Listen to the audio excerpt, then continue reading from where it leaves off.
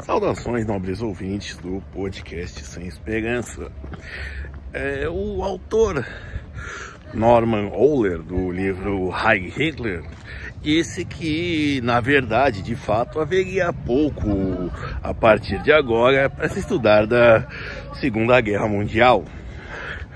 Eu particularmente discordo, porque há sempre novos aspectos, como ele mesmo fez, a serem abordados. Certo? Bom, ou seja, o tema não se exaure. É óbvio que ninguém vai dizer que, por exemplo, a guerra não começou com a invasão da Polônia e nem terminou com a rendição japonesa. Mas enfim, o que eu ia falar é de relacionamentos. Outro tema que, por mais que a gente diga e repita, ele também não se exaure, certo? E nesse sentido eu vou falar disso, que é o seguinte: eu acredito que as pessoas sim devem buscar um relacionamento, isso se elas quiserem também, mas que, é claro, precisa-se de uma precaução para evitar certas dores, digamos assim, tanto de cabeças, dores no bolso e no coração, é claro. Uma delas é o primeiro de não ser imediatista. Por exemplo, eu tenho uma vizinha que conheceu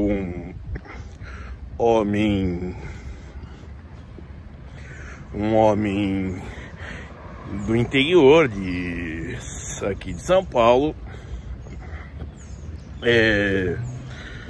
e largou 4 filhos, emprego, para ir viver com ele.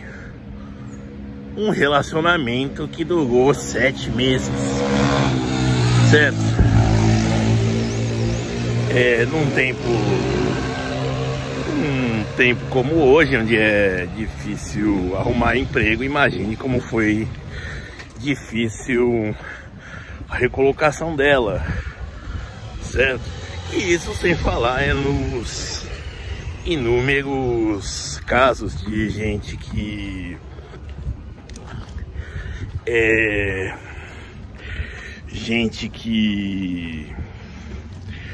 mata e é morta em relacionamentos que têm curtíssima duração, certo?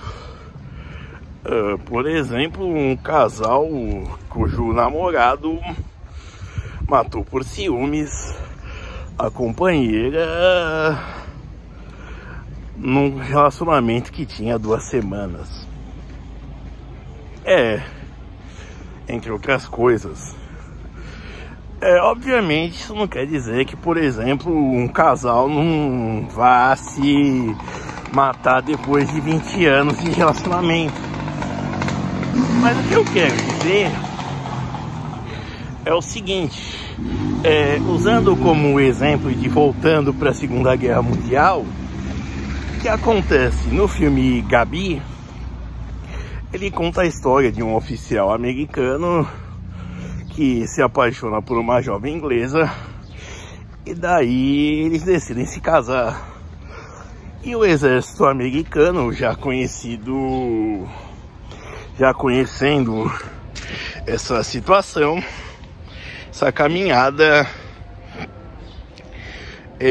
determina o período de esfriamento. Basicamente cria uma série de burocracias para o casamento se efetivar,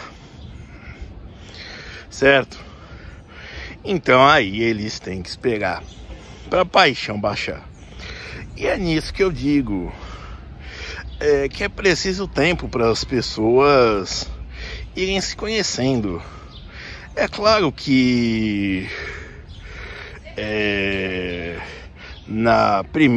já no primeiro encontro, nos primeiros atos, conforme a pessoa vai abrindo a boca, você já vê quais são as intenções dela, qual é a atitude dela, qual é a postura. Contudo, é necessário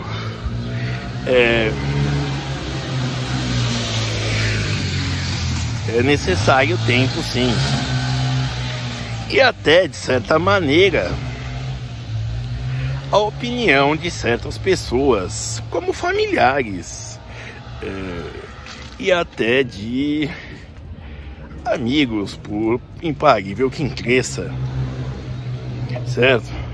Imagine só, a pessoa não tem nenhuma ligação com você, mas ela dá uma opinião sobre tal pessoa, que é preciso confiar, certo?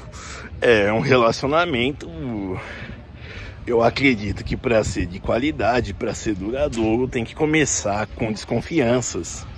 E aí, para você poder confiar, certo? Eu não vou dizer que irá te, como eu disse já, te salvar de grandes coisas, de futuras dores de cabeça, mas eu te garanto que você vai ser um pouco mais assertivo, dando tempo, certo? E é por isso que, por exemplo, você vai ter o Zygmunt Bauman dizendo que estamos em tempos de amor líquido. Não, não é de amor líquido. É simplesmente o fato de que as pessoas fazem no calor das emoções, no calor das paixões, e isso resulta numa relação superficial, certo? Pelas aparências. E dessa questão de se relacionar só pelas aparências e não pelas essências das pessoas, certo? Porque é isso que vai, digamos assim, definir de fato a duração, certo? Se você vê que a pessoa é pobre, certo? Que a pessoa tem uma série de defeitos que você considera imperdoáveis, aí com certeza você já vai saber, certo? Onde você vai estar se metendo. Claro, começa pela aparência, começa pelo que está ao redor dela, mas também começa pelo caráter. Por exemplo, eu mesmo já me relacionei com uma mãe solteira, já cheguei até a dar presente pro filho dela, e mesmo assim, por exemplo, ela não cogitou uma pensão socioafetiva, porque é uma questão de caráter dela. Agora, realmente é uma questão de conhecer. As red flags de fato existem, e sinceramente sim, devem ser ouvidas, ou pelo menos dada uma atenção na hora de se cogitar a tal pessoa. E aí se diz, diga-se de passagem, isso vale para todos os gêneros, tá? Não apenas mulheres, mas para pessoas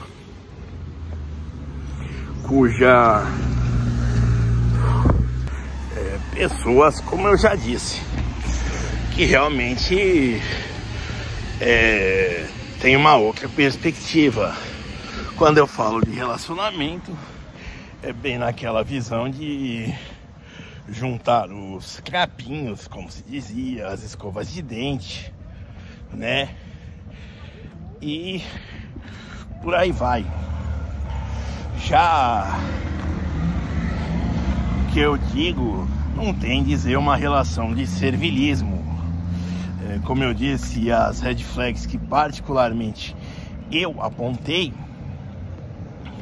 em outros vídeos é aquela pessoa que está com 25 anos ou mais, que academicamente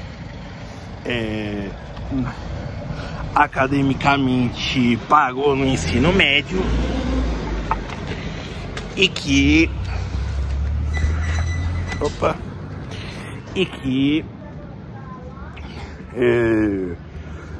não paga em emprego, ou então tem um emprego e reclama dele, que ganha pouco e por aí vai, ninguém valoriza. É uma pessoa que todo mundo considera inútil, digamos assim, né? E que reclama de todo mundo e culpa todo mundo pelo problema dela, certo? Esse tipo de pessoa aí eu recomendo você ficar longe mesmo, certo? Porque assim, é uma pessoa que não quer somar, ela quer montar, certo? E a ideia que eu acredito para um relacionamento duradouro, e como ele é de longo prazo, é somar, juntar esforços, certo? E como eu disse, o segredo está no tempo. Parece, como eu disse, que hoje a gente eliminou da equação a ideia de noivado, certo? E é porque o que acontece, a pessoa já conhece, já beijou, apaixonou, já leva para casa e consequentemente aí já tá praticamente casados, certo? Enquanto antes a gente tinha aqueles noivados, digamos assim, que se arrastavam por 1 ou 2 anos, até mais, e isso sendo antecedidos por mais um período longo de namoro, certo? E antes disso, também, como eu disse, a ideia de somar é somar também os patrimônios, certo? Digo isso enfatizando o fato de que casamento tem a ver apenas com isso, certo? É uma relação mais patrimonial do que de amor, certo? Essa questão do casamento ser lastreado pelo amor é uma visão romântica, e até, não querendo parecer comunista, mas já dizendo, uma visão pequeno burguesa, certo? Aonde os dois não tem nada a perder, né? Eles já têm a vida ganha e podem se aventurar romanticamente, certo? Bom, do mais é isso. Obrigado.